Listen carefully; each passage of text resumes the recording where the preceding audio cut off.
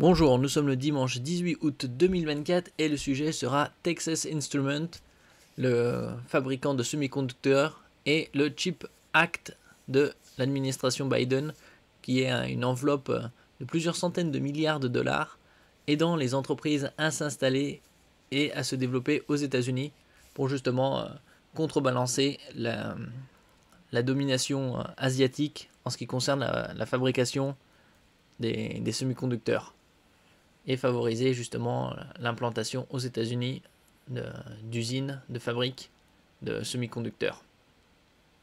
N'oubliez pas de vous abonner pour plus de news sur le monde de la high-tech ainsi que les bons plans également sur mon Twitter. Semi-conducteurs et puces, Texas Instruments reçoit 1,6 milliard de dollars d'aide. Texas Instruments est surtout connu dans le domaine des semi-conducteurs pour ses matrices DLP, Digital Light Processing, qu'on trouve dans les vidéoprojecteurs, et également les semi-conducteurs pour différents secteurs de l'électronique, et également ces calculatrices scientifiques et graphiques pour collège et lycée. Le département américain du commerce annonce allouer 1,6 milliard de dollars d'aide à Texas Instruments pour le développement de 2 usines de semi-conducteurs. Une aide pour Texas Instruments et les semi-conducteurs. Cette aide, qui intervient dans le cadre de Chip Act de l'administration Biden, représentera un peu moins de 10% de l'investissement total réalisé par Texas Instruments sur ces deux sites, qui devrait atteindre 18 milliards de dollars et permettre la création de 2000 emplois. Ça a été développé le CHIPS Act, ça a été développé vers les années 2022, et au départ c'était 200 milliards et ça va jusqu'à même 500 milliards. Ça a été étendu et ça ne concerne pas que les entreprises américaines, mais toute entreprise qui souhaite s'installer aux États-Unis reçoit des aides justement pour alléger la facture et être plus attractif que les autres pays, surtout Taïwan, Corée du Sud, Japon et Chine, où la majorité des très grande majorité des semi-conducteurs sont fabriqués. La production de 2 usines au Texas et dans l'Utah, au nord-ouest, concernera la production de puces de la génération actuelle ainsi que des puces dites à nœuds matures, qui sont parmi les éléments de base de l'immense majorité des systèmes électroniques actuels.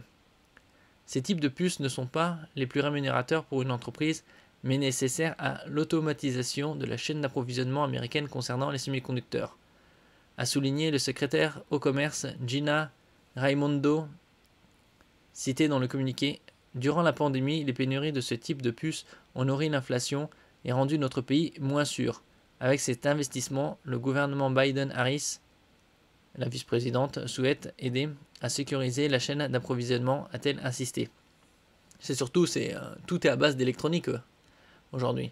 Que ce soit les PC, les smartphones, tout est commandé via l'univers informatique depuis des décennies.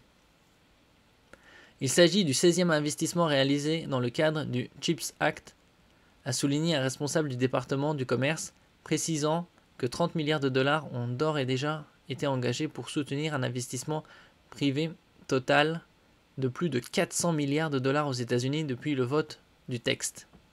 Selon l'Association de l'industrie des semi-conducteurs, ces investissements permettront aux États-Unis de réaliser 28% de la production mondiale des puces de dernière génération d'ici à 2032, contre une part nulle aujourd'hui.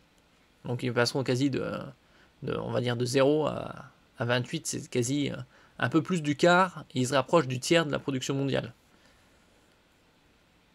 Cette loi, qui date de l'été 2022, donc ça a 2 ans, prévoit 52,7 milliards de dollars pour relancer la production de semi-conducteurs aux États-Unis, avec l'aide de l'argent public, que l'argent public serve de tremplin pour des investissements privés.